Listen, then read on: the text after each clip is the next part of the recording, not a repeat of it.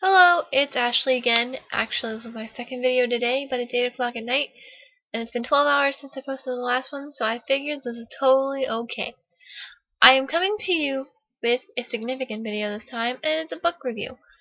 Now, my friend Sam asked me to read this video because she knows that I'm a Wiccan, and I will eventually consider myself a witch because, well, I consider myself a witchling, like a witching training kind of thing, because I don't really consider myself a witch yet. But anyway, aside from that and the fact that I made like all of my followers scared of me, is she asked me to read this book. Okay, look at this. Okay, can you see it? It's called Witchin by Fiona Horne. Alrighty. And it's a handbook for teen witches. Now, this book, it's, firstly look at the cover, okay?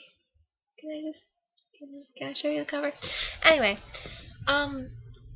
it's not that the information in it is wrong for the most part. Like, it's just, when she's dumbing it down, she really, leaves out a lot, in my opinion. Because she waits till basically the end of the book to give you the 3 most important rules of witchcraft, which is, like, the threefold law. Anything is gonna come back to you, okay? And, of course, you can't manipulate other people's free will with it. And, like, that's only 2. And, well, there's the whole Wiccan thing, and it harm none, do what you will, but that's not a witchcraft thing, okay? That's a Wiccan thing. There are Wiccans who aren't witches, and there are witches who aren't Wiccans. Those 2 correspond frequently, but they're 2 separate things, okay? Just get that straight. 2 completely separate things, and she's regarding witchcraft as a religion, and it's not. It's a practice. It's the craft for a reason. It's not a religion, okay, you guys? It's not. The religion itself that she's referring to is Wicca, and she's like, oh, well, don't tell your parents that you're a witch. Tell them that you're a Wiccan and candy coat it, because that sounds a little bit better than witch. It's a little less scary. It's not the same thing. It's not the same thing. But she's teaching it as the same thing, and that really bothers me. Okay, it really does. That's just one thing out of many that kind of bugs me about this book. And she has these spells and these headings, okay? My personal favorite, like, not that these drawings aren't adorable, look at that. I know that's what it looks like when I cast a circle. But, no, like, let's see here. School sucks. Oh no! And she's got like this boring teacher spell, and like, no, a boring class spell, horrible teacher spell. Okay, these guys are on the same page. And like, stuff like that is, no. And, you're on a witch hunt. Like, half of these things you don't even need spells for. If you pay attention in class, even if it is boring, you will learn something. Okay? If the teacher is terrible, take notes, try your best, and you're probably gonna pass it. Like, you don't need spells for this. And she even goes as far as to, she says that this boy asked her about a spell to make him last longer, and she gave one to him. And I'm like, what are you doing, lady? What are you doing? The only people who are going to take this book seriously are budding preteens who are, like, seeking, well, really rebellion, I guess, at first, because when you're a preteen, you just want something. Like, I went through a hippie phase where, like, Everyone was like, hippies smoke weed. I'm like, no, they don't. They totally do. Hippies smoke weed. Okay. My hippie phase was just clothing and environmental friendliness, and then it just comes back as fucking this. I don't know. But that's not the point right now. The point is that only preteens are going to take this seriously, and when they take this seriously, that's a bad thing.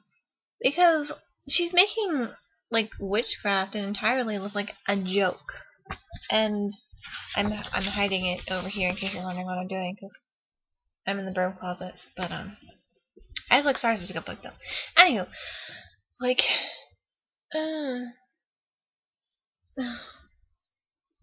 she gives some decent,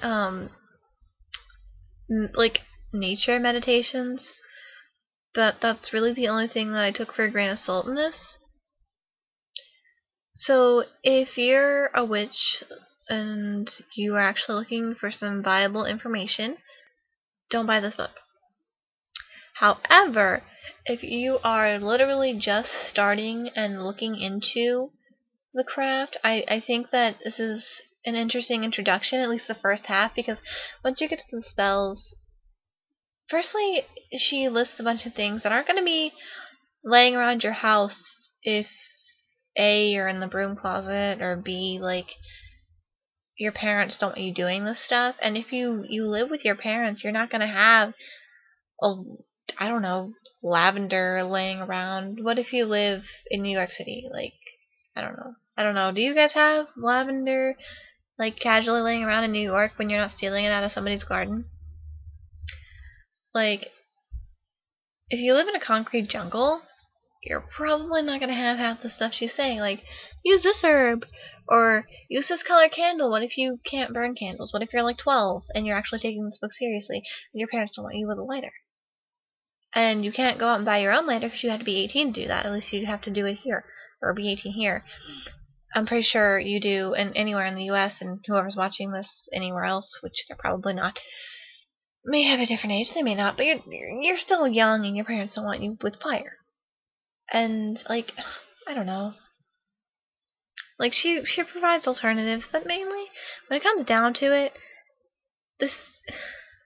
anyone who's taking this book seriously shouldn't be doing spells in the first place, because you're kind of naive, honestly. Like, I do believe that possibly these spells will work. I'm not denying that this woman could be an experienced witch, and she probably is, but she's trying to dumb it down too far. Like, I read Wicca for Beginners. I forget who it was by, but it was my very first book introducing me to Wicca and witchcraft in general. It was kind of a generalization, but they actually made it clear that they're not the same thing. And understanding that, I think, like, it's so much of a better book. If you're a beginner, please, please, please look up that book instead of this one. Because if you're actually looking at this seriously as a lifestyle, you shouldn't go by what this woman is saying. Because honestly, she's making herself sound like a crackpot. Because, like, she doesn't, like, she mentions Zakate, which is my patron goddess, okay? And I'm like, awesome, hi, what's up? And she doesn't even take the time to mention that she is a dark goddess. She's goddess of the dark moon. She's the crone part of the triad thing. And, like, she's not like, oh, by the way, dark goddess. No, I'm pretty sure that's a crucial point of her identity, but that's not, who cares? And, like, she really likes Greek gods, and, I mean, I don't really have a problem with that, because, hey, we're up to Greek gods. I guess anyone I've really looked into was from, like, the Greek, but if you're writing a book, okay, be a little bit versatile. I'm pretty sure she has, like, one page where she mentions, like, other gods, and they're pretty well known. Even though I couldn't tell you off the top of my head because I don't remember. I didn't really take this book with a grain of salt, to be honest. The only useful thing that I did get out of it was the nature meditations, and like flower divination and stuff like that. But that's one chapter, and that's not really worth your money. So unless you have a chance to borrow the book like I did, don't waste your money on it. Not to mention that she makes fairies sound like all sugar and like sunlight. They're not. Okay? Fairies are tricksters. Alright? If you believe in fairies, you will know that they take things, they play tricks on you, okay? That is the fairy thing. And she's like, oh, well, if you open your heart to fairies, then they can come and help you with your magic and everything will be all sugar and gumdrops. Did it never occur to you that not all fairies are nice? Because they're not, okay? Don't let the movies lie to you, folks. Firstly, witches don't levitate on broomsticks, but that's not what I'm talking about right now. I'm talking about the fact that fairies aren't all nice. They're not. It's like people aren't all nice. But hey, whatever, who cares, right? Everybody wants their mythical creatures to be all sugary and gumdrops and like rainbows. Just like unicorns. Did you know that the unicorn in Chinese mythology judged you, and if you weren't worthy, it'd shish kebab you? Fucking just... you're dead. That doesn't sound very nice to me. But hey, who cares, right? But, this was a book review and not a rant.